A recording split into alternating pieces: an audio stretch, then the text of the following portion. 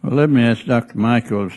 You referenced DOE electricity cost data in your testimony and note that renewables are significantly more expensive than conventional sources on a levelized basis. I guess, Dr. Michaels, my question would be, do you expect this to change the future as more renewables are added to the electricity mix as a result maybe of subsidies or mandates or some other unknown or undetected aid?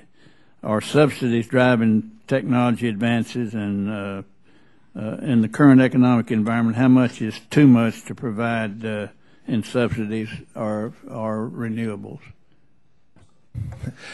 I think the way to look at it is, if that's so, what is the form that the subsidies are taking? Because for wind in particular, the subsidies, the great bulk of them are in the form of production tax credit, basically just a cash flow in the industry. It's not a subsidy for research. Wind is progressing. Wind has progressed, but at this point we know that the rate of productivity increase is slowing down. And that's something that is taking place all over the world. It's an international industry. There is still improvement, but it is a much slower improvement than before. Beyond that, I can't extrapolate. Any other want to make any suggestion along that line?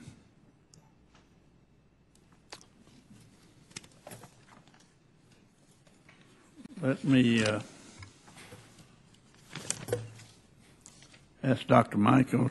You note in your testimony that in Texas and Colorado it's been found that large increases in wind power production resulted in increases in pollutant emissions and unchanged CO2 emissions, because the baseload electricity required to support the wind power operations forced coal generators to make unusually quick adjustments that increase pollution.